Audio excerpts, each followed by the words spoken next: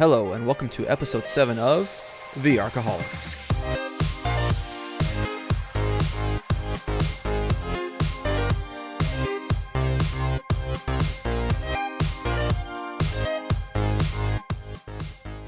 This podcast is a collection of passionate gamers talking about Arc Raiders and various related topics.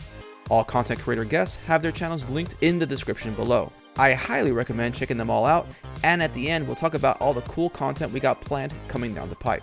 Sit back and listen, or enjoy the mid-gameplay in the background. Hello everyone, my name is Gecko from the Gecko Frontier YouTube channel. Introducing our panel today, we have returning guests.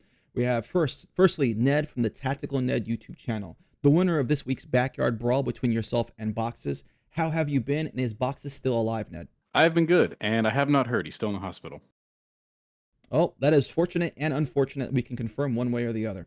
Next, our special content creator contributor, Rockhoundblack, returns from vacation to show us all how it's done. So, Rockhound, how did Topside treat you? Are you tan or just sunburned? Well tanned, but there may be a bit of fake tan in there as well. And thanks for having me. And finally, our first time special guest today is Jake from the Jake the All Right YouTube channel, doing marathon lore videos since before it was cool. Thanks for coming by. Thank you so much. Thank you so much. I'm doing all right, and normally I talk about Art Raiders, as it's been affectionately called, but I'm excited to talk about Arc Raiders, so I'm pumped. Fantastic. And for our first time appearance, we like to break the ice a little bit with a fun question. So tell me, Jake, what tasks or quests do you need to complete in order to evolve to your next form, Jake the Great? Or does Jake from State Farm come first?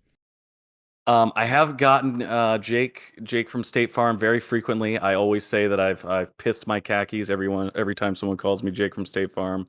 I guess to evolve my next form, I need to probably run wild and free through the Great Plains of America, completely naked and bare for the world to see, and then I'll ascend to Jake the Excellent, Jake the Great. I think that's probably what'll come next. All right. So let's knock that out right there. And hopefully we will never get to see that video live. Anyways, moving on. Okay, today we're going to be talking about a couple of different things, right? For starters, the possibility of future playtests. I know everyone wants one, but whether or not we'll actually get one, we're going to discuss and maybe what that looks like.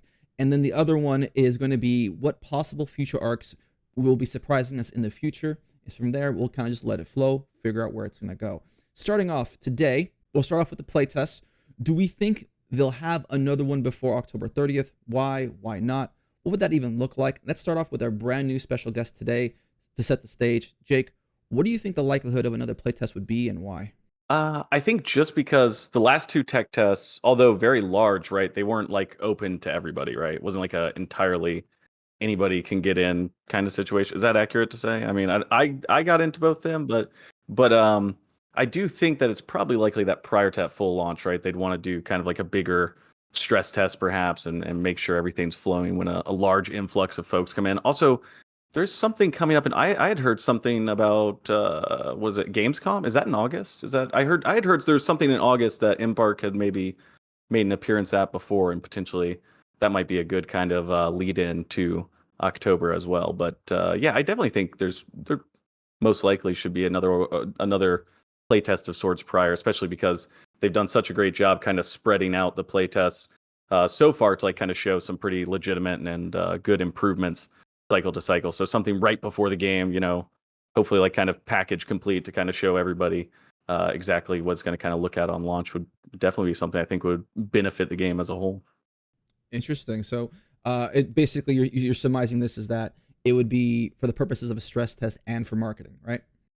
Yeah. And honestly, it felt like when I had played the last tech test, and at that time, I was simultaneously playing the marathon alpha, so obviously like a huge difference. So I don't know like how much more additional content. I had read their last update, maybe it's like a Discord post or something. They had said something about they're still working on actual in-game content. So to kind of see how everything comes together in totality, and maybe they'll kind of talk a little bit more about later season or more in-game kind of stuff, and give kind of a perspective on how that's going to play out. But yeah, I think seeing something kind of in the way that it's going to be for launch would be a pretty powerful thing for players. But once again, in comparison to what I was playing at the time, it seemed like it was pretty feature complete and had a lot of rich avenues to kind of dive into then. So I don't know.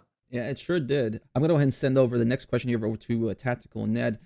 Given what Jake said in terms of the possibilities of the everything to gain from a potential future playtest, do you think there's any downsides to that? No, I don't think so. I think they're really learning from what happened with the finals.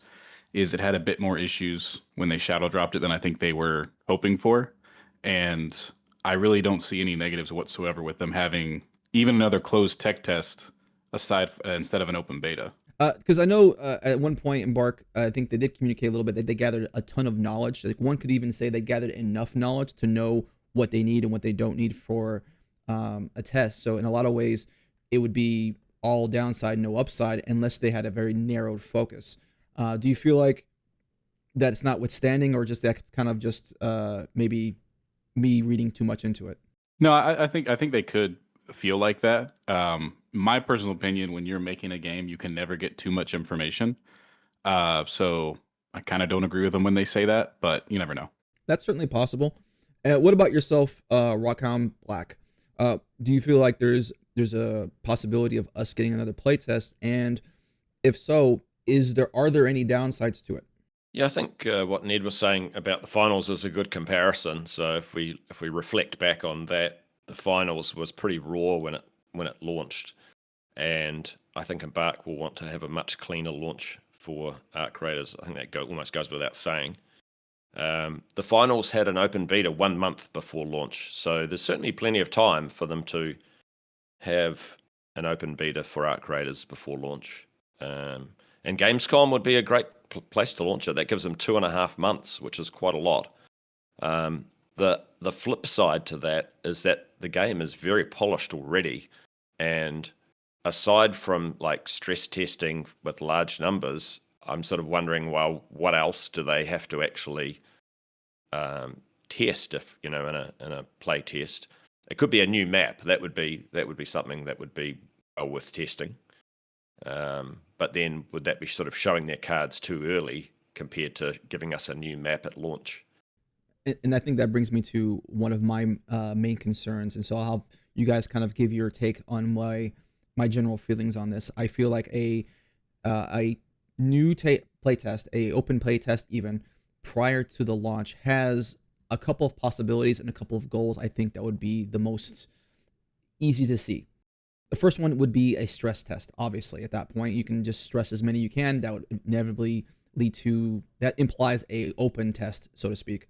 That'd be one. The other one would be a marketing one. Ideally, if it were me, I would open it up, put a lot of fanfare on it, and then conveniently or strategically open up the pre-orders right around that time to get everybody at their max fervor to start dropping dollars at that point.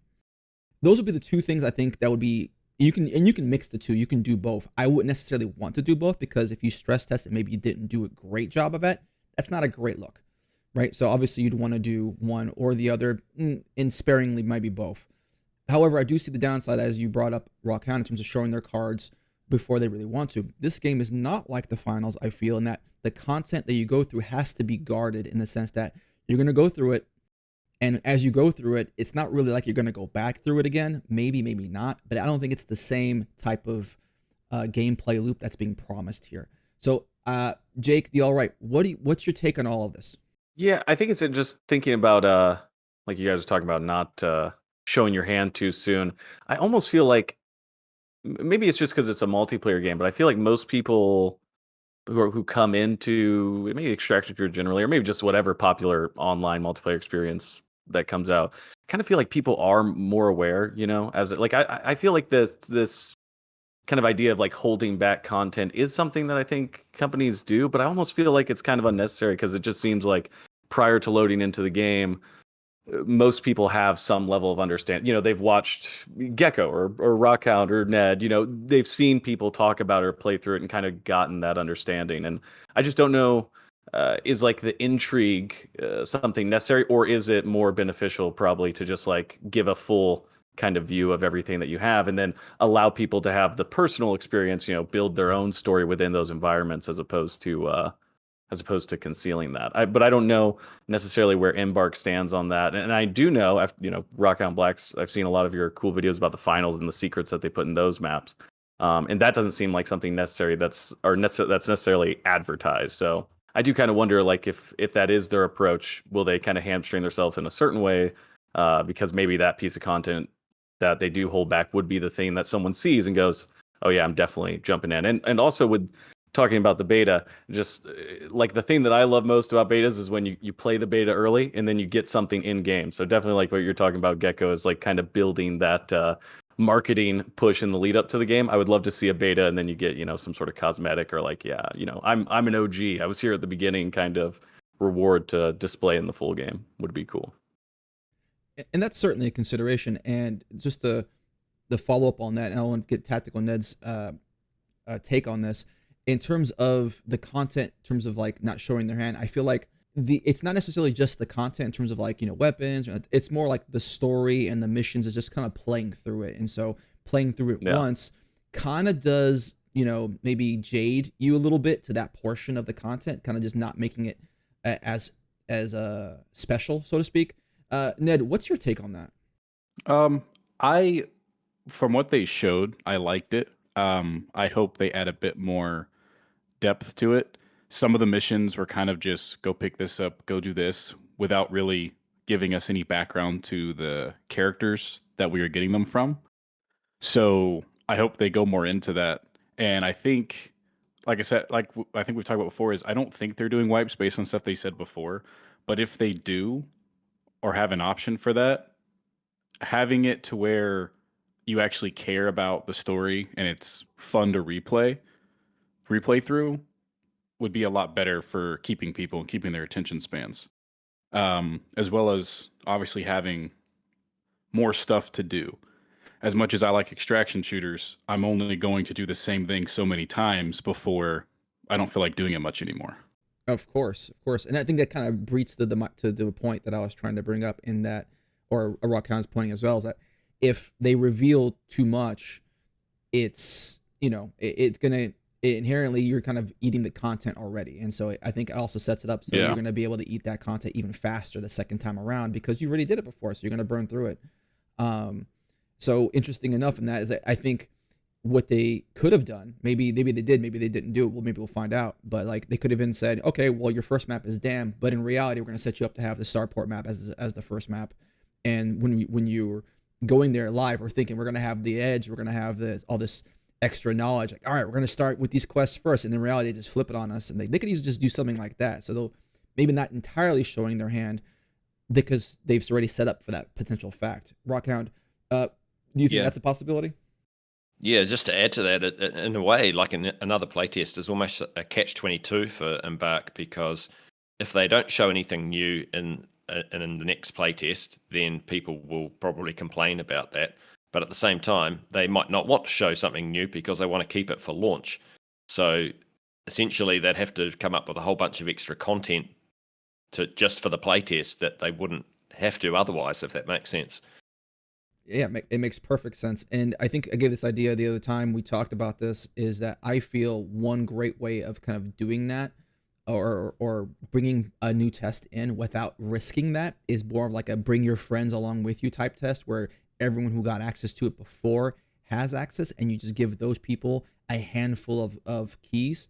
So that way everyone's jumping at the bit to get their friend in that game, to get them to try it. And so new content isn't necessarily the goal. It's about stress testing, and you can kind of do it that way. So anyone who wants to chime in on that idea, maybe I'd encourage that.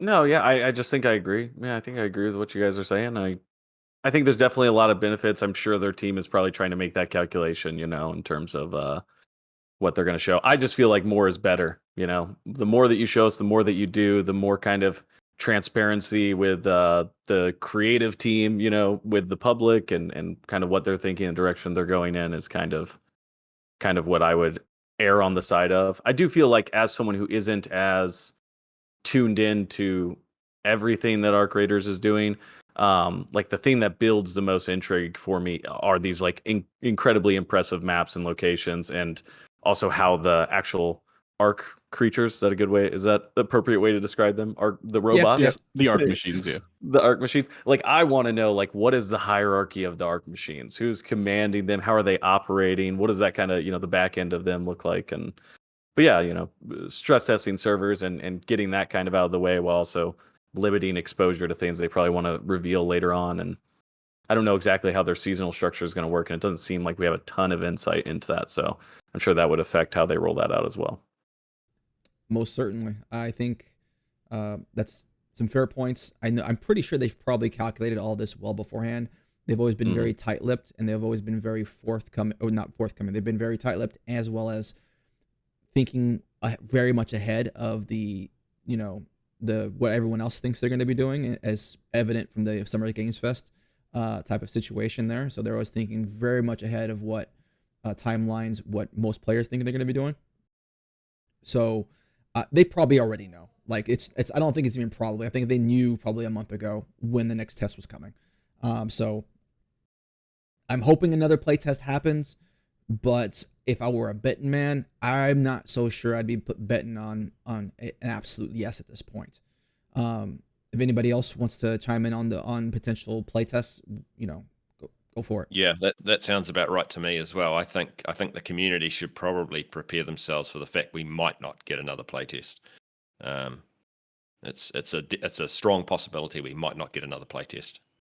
Yeah, I think if we don't see one or hear about one before early September, I don't think we're getting one. I kind of want one because I need more footage. I sat asked you for down, everybody here.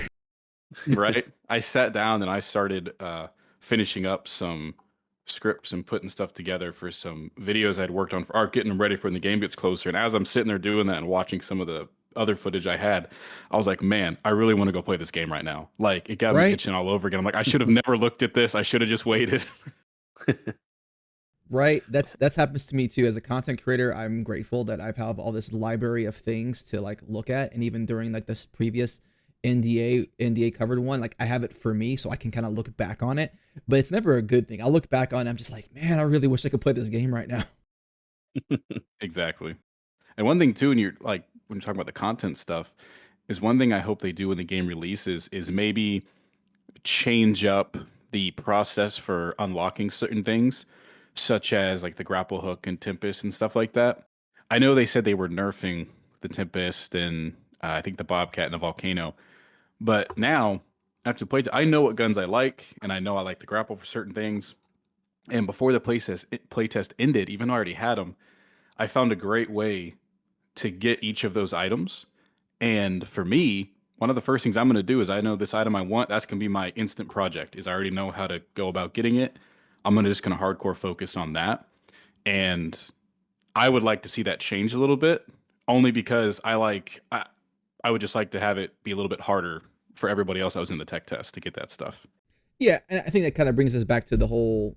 I think that brings us back to the whole not showing your cards thing. Whereas basically, like having another playtest just lets even more people kind of already establish like pre-game, like pre-planning for the release, and kind of just ruining that a little bit for themselves as well as others in terms of like running through that content. Not just like, oh, I'm finishing the missions, but it's also like I'm acquiring that wealth. I'm getting all this focus on like upgrading things. It's just going to happen that much faster for an extraction game that, for what we know, isn't going to have wipes, is not necessarily a good thing.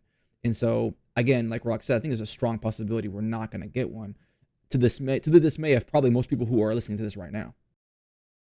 Yeah. And I think, just to add to that, whether it's a playtest or launch that we get next, I think it would be great if Embark were to mix up the quests a little. So maybe we have the same first quest where you're just going topside, but then the second quest and the third one are brand new and we haven't seen them before. So everyone's a little unsettled by it. I think that would be good for the community as a whole, especially for the new players coming in. Yeah. All right. So in terms of the playtest, I think we've kind of just more or less said everyone's got a chance to say their piece. Unless otherwise, please feel free to interrupt me. We're going to go ahead and move on to the new arcs. And the conversation, I feel like, to make sure we are not going to get off to the wall too far, too quickly.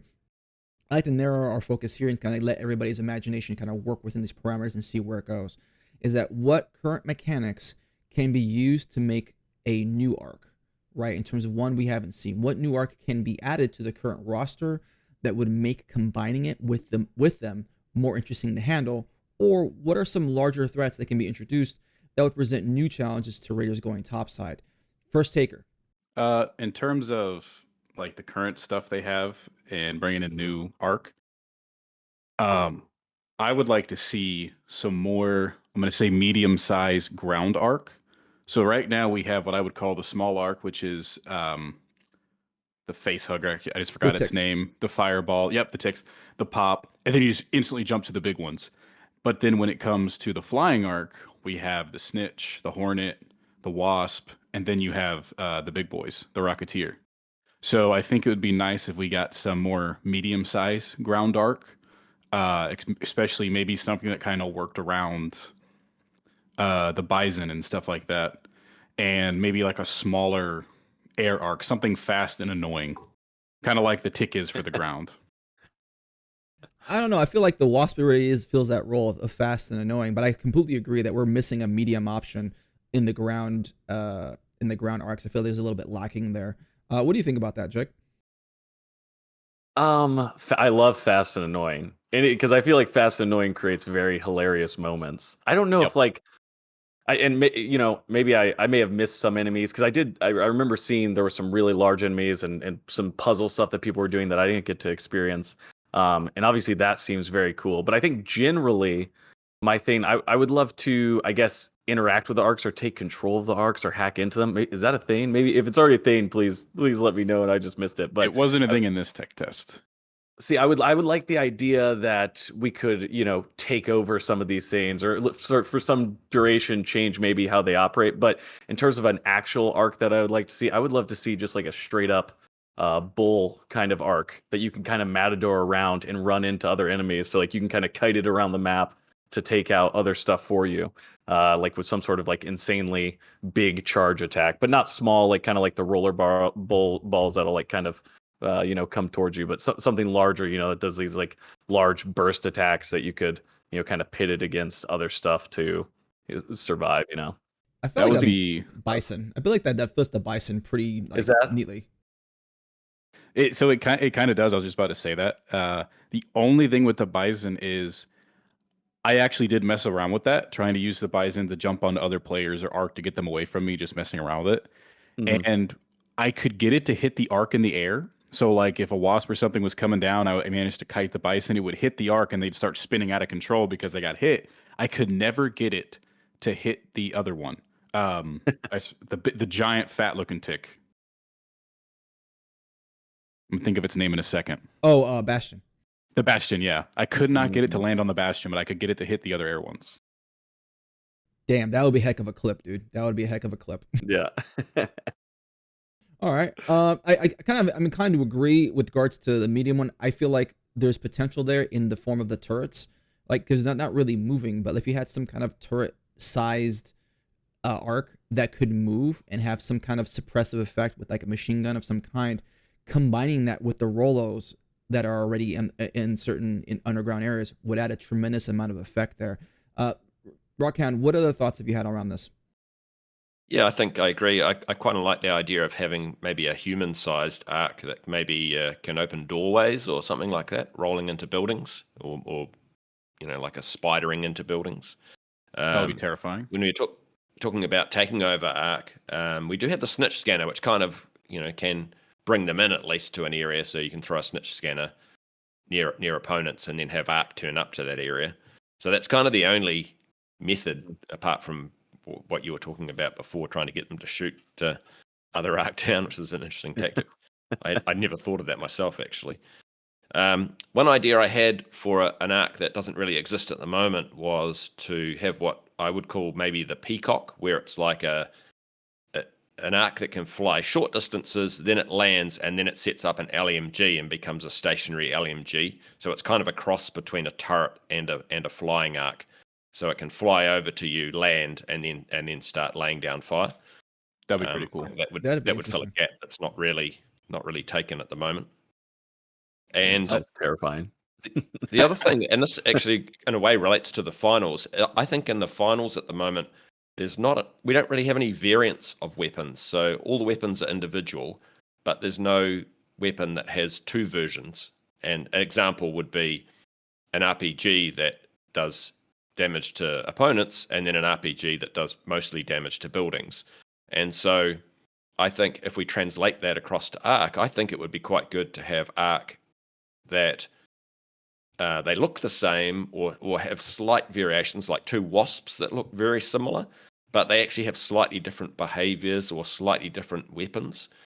And I think that would, again, create a level of uncertainty for players when a wasp flies in. Are you dealing with the one that has a machine gun on it, or are you dealing with the one that has a sort of like squirty flamethrower on it? That'd be pretty cool. And I'd like to see Embark add that sort of variation.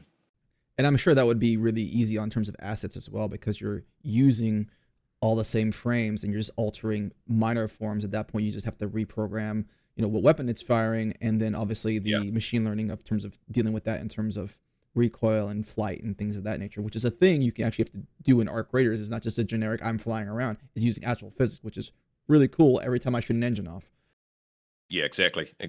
And I think, but also the key really is to have players not knowing the exact tactic of an arc when it comes in, and we kind of do at the moment. We're all starting to learn how they operate and figuring out, okay, well, I know if an arc's just outside the exit of a tunnel, I can just pop out, shoot at it, come back in if I need to, or if it's a Rocketeer, do the same thing. And you kind of get, a meta going of how to take out each arc. But it would be good to disrupt that for players so they don't always know exactly how they should be taking on a particular arc. I agree. I had a couple ideas of potential like new arc types, but I think they could easily just be variants of wasps or hornets for that matter. Because I was thinking that you typically saw them in pairs. You saw like a wasp and you saw a hornet, right? And so you can obviously see the dichotomy of, okay, this one's a light machine gun. He's doing straight raw damage, but they're a little easier to take out. They're pretty easy. But the hornet is the harder one to take out, but they are potentially more dangerous because they'll just straight up stun you, which could make you way more vulnerable to other players or even the wasp itself. And so I feel like if you just added something new to that element, right? Because in a low danger environment, that's sufficient, right? But what if you start getting a little bit more dangerous, adding a little bit more to that instead of just jumping immediately to a Rocketeer, right? Like adding a variant, could be another hornet, but a different variant of a hornet. A couple of things to think of, right? And I want to get you guys' reaction on this. First, maybe a gas-oriented attack coming from one of the variants. So it could be a more souped-up hornet where it still does the stun, but if it comes close enough to you, instead of like winding up for the stun, it winds up and just shoots basically a cloud of gas, or kind of like just throws an actual gas grenade inside of a terrain feature that you're hiding in. So if you're going inside of a building, instead of it trying to wiggle its way around to try to maybe fire a shot, it just throws a gas grenade inside the window or something like that. And the Great other idea. Yeah. Huh? Great idea. I like it. Right. And then the other variant would be, envision a spider holding its young on its back, basically having a hornet that has like 3 or 4 ticks riding on its back, like in a very small condensed form. And then basically, hey, you went in an environment that I can't go to. I'm gonna go ahead and just drop this handful of ticks for you to deal with now. So just get some reactions off of that. Jake, how does that horrify you? Oh, absolutely. No, that sounds great. It's like I said, creating those moments where you're with your friends and you go, oh my God, what do we do? That kind of chaos. That sounds like obviously the right direction, I think, to go in. But I love the idea of the gas, especially if the gas lingers, and kind of settles visually within the structure or area where it was launched at. So it's kind of changing dynamically in that moment how you're going to have to operate around the environment, especially maybe even coming up on a scene where that has occurred. It's like, okay, a battle happened here and there's some sort of change. Now this gas is lingering here for a little bit longer, and we know that one of these things are in the area, or or there's players in the area. No, I think those are great ideas. That sounds sick. What about you, Ned? I like it. I think it adds a lot more variety and also forces you out of places, which most of the arc are very good at doing anyways. There are multiple times with PvP where one of the arc would show up while I was in the middle of PvP, and whether it was to me or the other player, their attacks would force one of us out of what we were doing. And so it's like that third element. And so having that with like a gas grenade or like the deployable ticks would be absolutely insane. I also like what Rockhound brought up earlier about the spider-like thing. That would be terrifying if you had a medium-sized ground dog that was a spider that when it entered buildings and stuff, it just crawled on the ceilings and walls and stuff. Absolutely. I think it would be even great if it had a weapon on it as opposed to just having to jump on you. Like it can just position itself and move along with other ticks, and it'd be just a gun. Now at that point, you're dealing with that. You're dealing with the other ticks. It just creates just a little bit of chaos in that element, just to kind of give you something new to deal with in combination with everything else. Yeah, I think a wall climber sounds really good, and also I really like that idea of having like a spider-like arc with lots of little spiders on it. It's almost like that, in nature, the mother spider that has all its babies sort of crawling all over it. Quite Right. horrific sort of picture, right? It's horrific, the picture, but it also could be basically the boss, kind of like a snitch in that regard, in terms of like a ground version, having them focus to stay indoors, and then when they are aggro, they're all right, cool. I'm gonna go ahead and try to break line of sight as much as I can, like the big Rolo. But while I'm doing that, I'm dropping as many ticks as I possibly can to kind of keep you busy with that. So either you sit there and deal with all the ticks, and obviously make a bunch of noise for the PvP to eventually find you, or you need to force the issue and kill the larger one. And so I feel like that promotes a certain level of, thinking on your feet that I think the PvE so far has done really well to do. And Gecko, I don't know if you were planning on bringing this up, but we actually have already seen a new arc that we haven't seen in game. So in the trailer with the launch date announcement, there was what looked like a very tall, sort of almost mantis-like arc seen through the trees, but with a War of the Worlds kind of red light on the top of it. But we don't know what it does. Right. Right. And we don't even know how much of it we saw either. So we gotta someone Yeah, I think right. they drew out, I think on Reddit, they drew out a little composite of what it could possibly be. They just basically showed a tower with legs on it. And so we don't know if it effectively is kind of like a queen, but just has a tower attached to it. We don't know what else is below that, but it certainly, I think, invokes fear, because anyone who's, dealt with larger arcs know they're not to be trifled with. And so seeing something that high that's also that large is just, hard to wrap your mind around in terms of what it could possibly do to threaten you. Can I just ask a question to you guys? Obviously, a lot more experience inside of Arc Raiders itself. Does it feel like on the maps that we have right now, it feels like the Arc are there, right? Like they're very established. It seems like there's roaming larger ones, there's smaller ones. They're kind of already inside the buildings, and then we're arriving there. Is there any map where it feels like you and the Arc are kind of arriving at the same time, and they don't kind of have this, kind of dug in position where the world is kind of almost shaped by their primary existence in it? Or does it seem like every map kind of has them already there, and you're kind of going into their home almost? Yeah, every map is where we're coming to their home right now. See, because I kind of feel like I would like a situation where it's like, if there is kind of like what Gecko you're talking about, having this almost like a mothership kind of arc that's deploying other arcs and kind of meeting them, where you're both kind of new to the area. Maybe I don't know how that would look like or structure wise. And obviously, we're coming from this bastion of safety for humans, but I don't know if that makes sense. But I would kind of like to see something like that in terms of how we're interacting with them. I think that Yeah, would be super cool down the road. And Rock can probably give more on this because I believe he did a video on the lore of it. But with the lore of it is, we're forced underground. And so we're coming back to the surface. And that's what we're doing up there. Then we're going back down below. But I think it would be cool is kind of like how Helldivers does it. If Arc Raiders did with their story is eventually we take back places. And then you have times when they come in, like you said, like the mothership thing, and then they're trying to take it back. And part of that version of you launching that map is it's mainly a PvP thing, but then you got the PvE coming in, and your job is to get certain things done before they get there, that kind of stuff. interesting idea. You could even flip it around the other way, and when a new map is launched, like it's completely covered in arc for the first few days. So you just got to like work getting through them rather than worrying about the other players, and then That'd be awesome. kind of get them down to a stable level. Seems like a great event to kind of go around in terms of like, hey, kill X number of arcs and try to like, bring this down, so that way we can continue to have this this map to we can kind of continuously go to and still loot. Like obviously you're gonna take a lot of time and energy to create a map, so that you don't want to like potentially, hey, we're not gonna use this map unless you kill all the arcs. And like that's kind of like iffy, gamble to have on your community. But I think having something like that would be a great way to introduce new content in terms of here's new arcs, here's a new map. We need to do research on this new arc, this new threat. And so here's a bunch of events that you can kind of like all kind of circle your wagons on.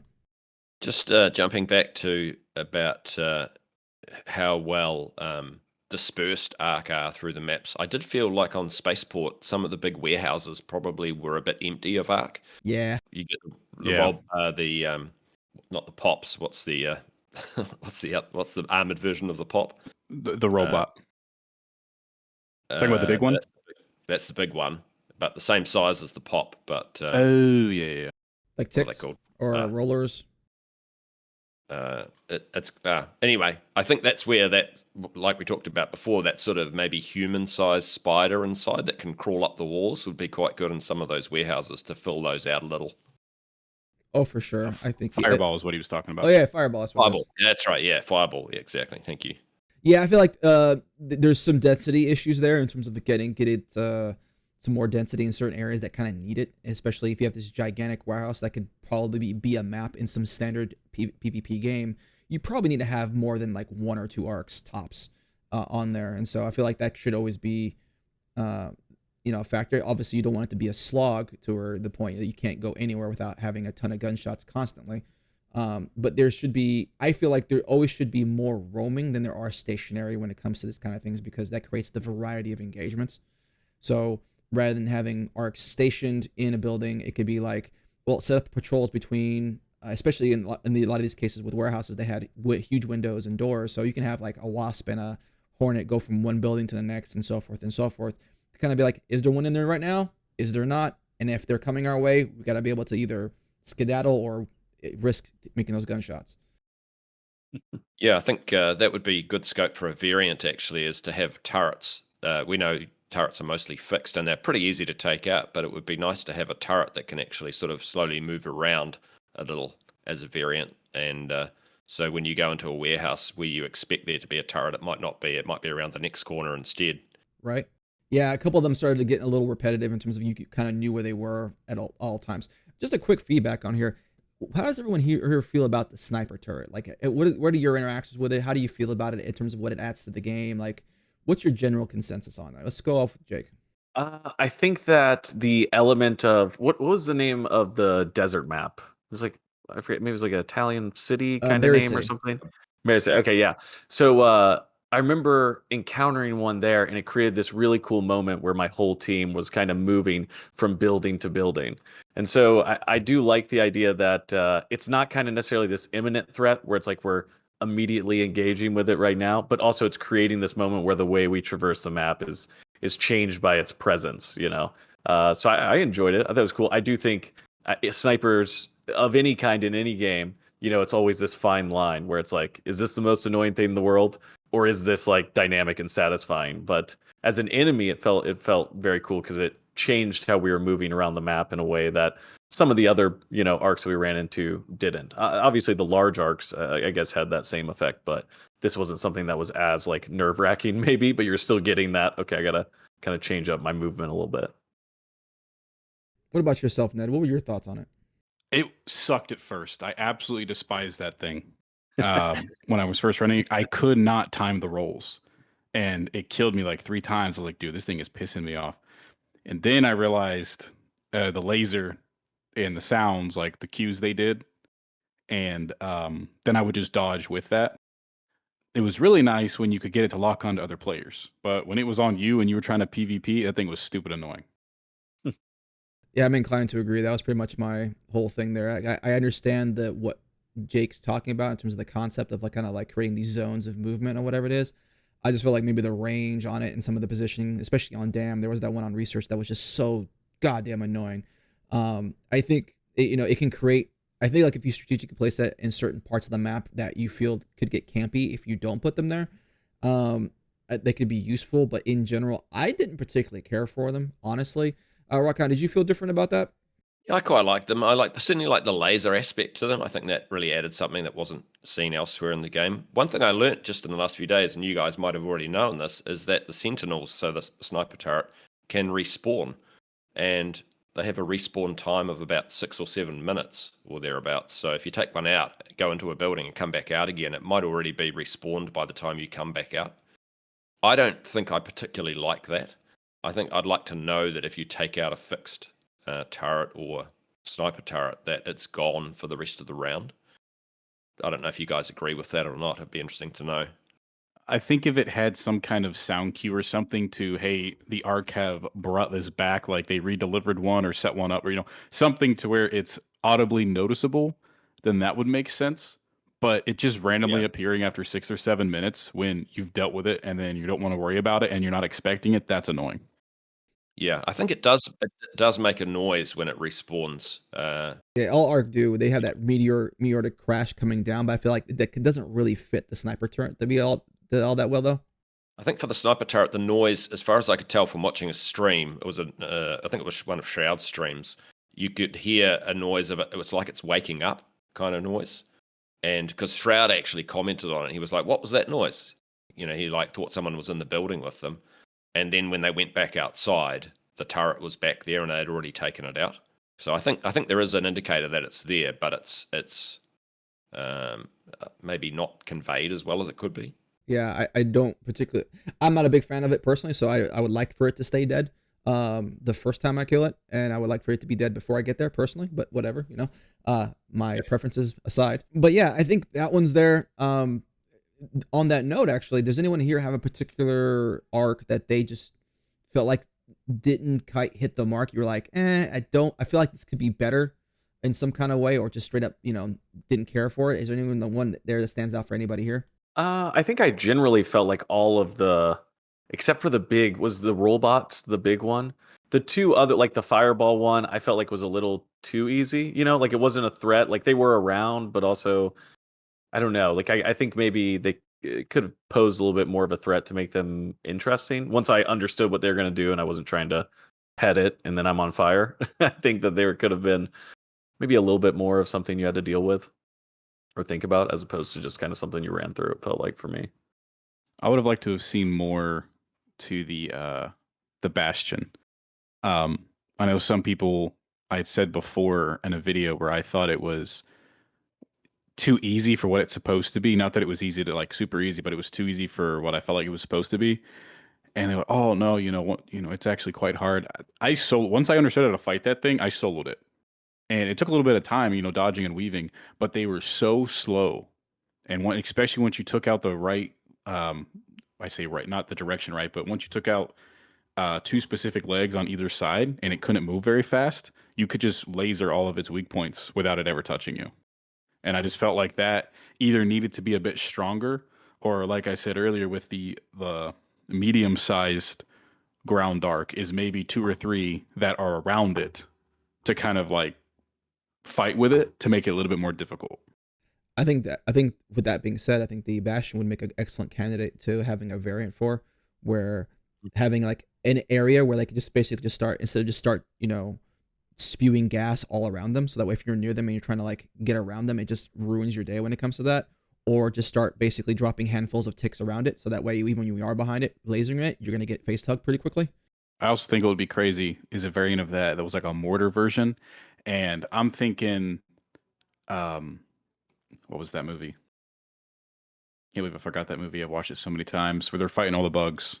Oh, Starship Troopers. Yeah. I don't know how I just forgot the name of that. But yeah, Starship Troopers, where the big bug is shooting the mortars, is when you're fighting Arc, kind of like with the snitch. If you give it time to signal or something, that one will start shooting mortars in your direction. I think that'd be pretty cool.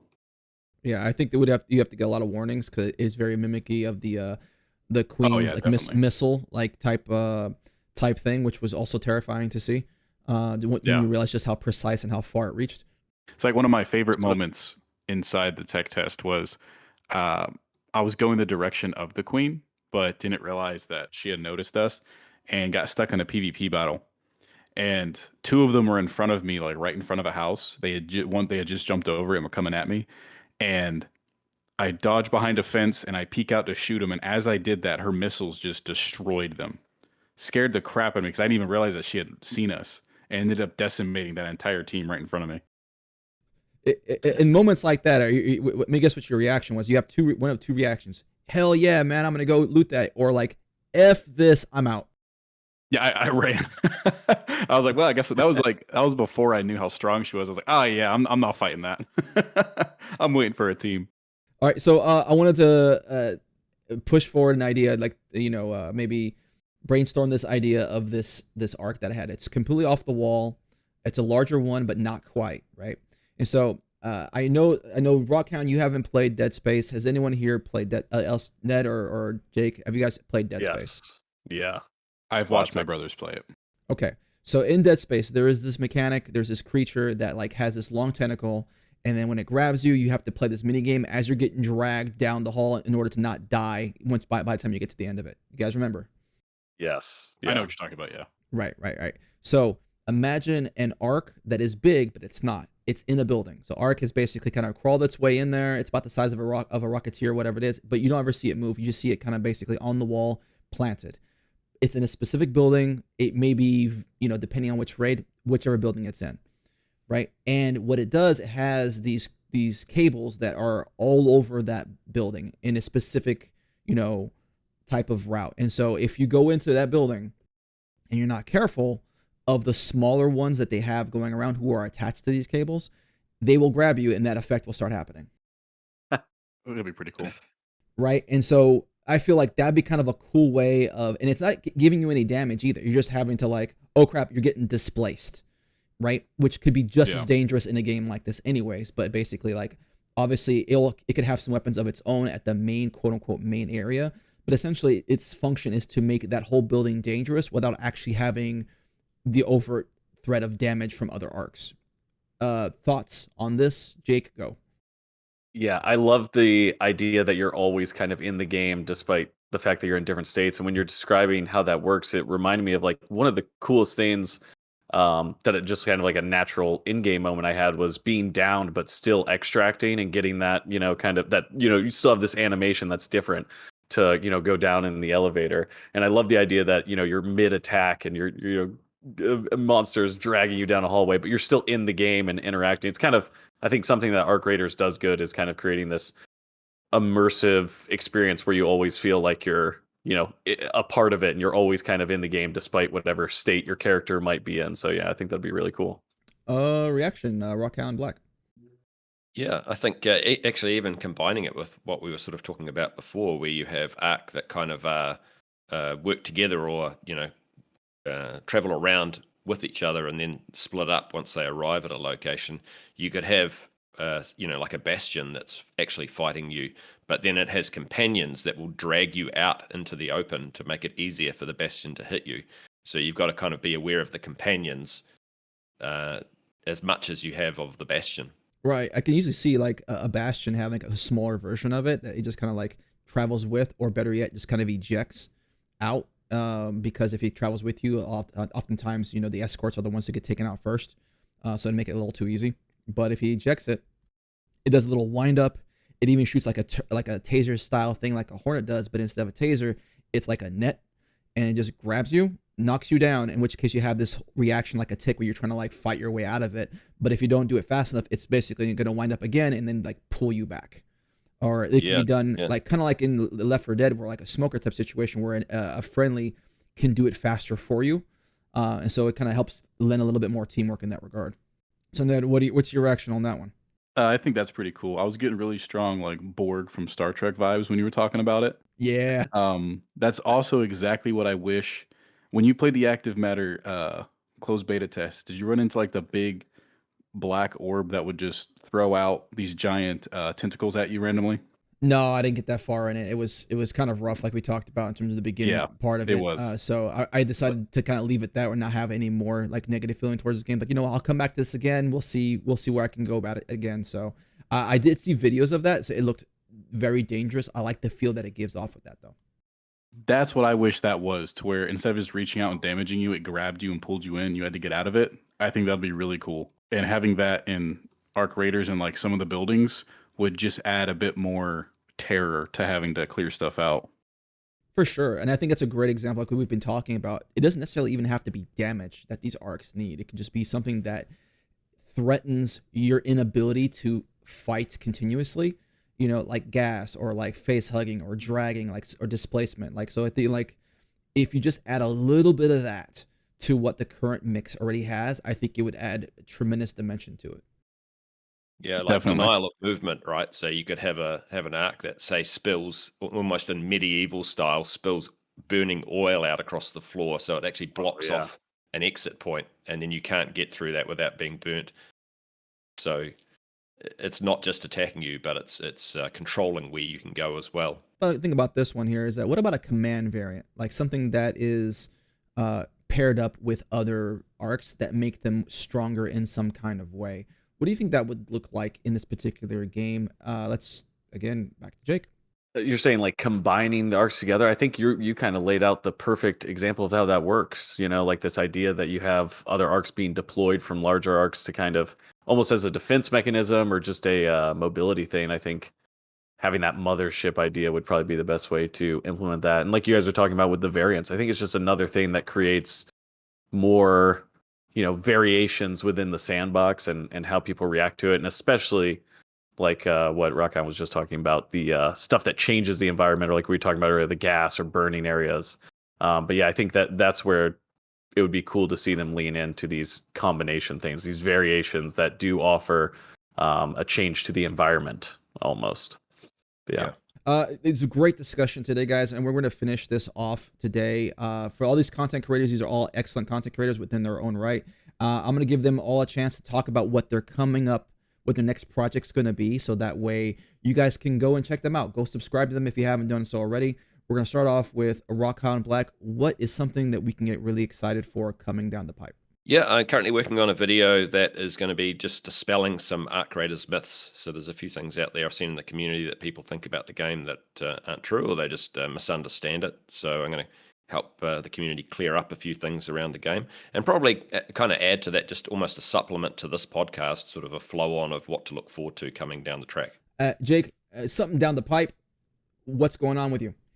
Oh, of course, always talking about marathon lore, narrative, stuff like that. Right now, though, really diving deep into this last ARG, and also gonna spend probably a ridiculous amount of time yapping about the fungal relationship to human consciousness and what that means for science fiction. So if you're interested in being bored and listening to someone yap about something they care about, that's what I'm gonna be up to. Hey, man, it's never boring. Like I said, you've been doing this stuff since before it was cool. So the OG of the marathon community, I feel, is definitely a good title to give you at this point. And so anyone who's even remotely interested, I know we have a mixed audience here, some people who played both, maybe some people who've maybe kind of like who are more invested into Arc Raiders and kind of like written off a marathon. I would advise you, if you always want to keep your ear to the ground, this is the guy to follow. So please, by all means, go to that channel, subscribe, check out some videos, put it in the background. Hey, and if it puts you to sleep, it puts you to sleep. At least give him the view, right?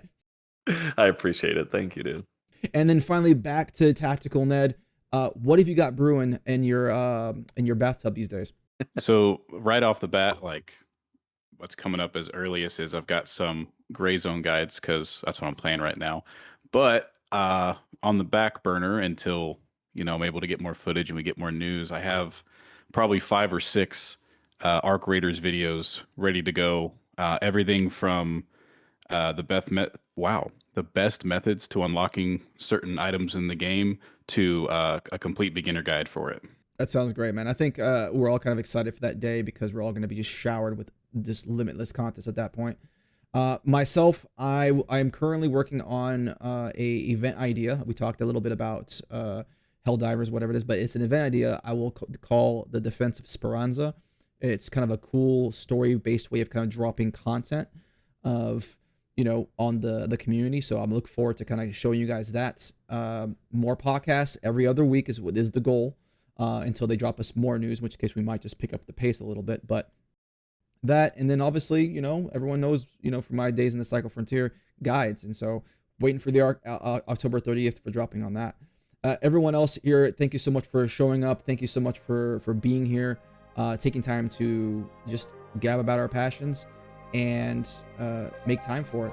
Yeah, thank you. It was a pleasure. I had a blast. Fun as always. Yeah, likewise. Thanks for having me on the show, and kia kaha, stay strong.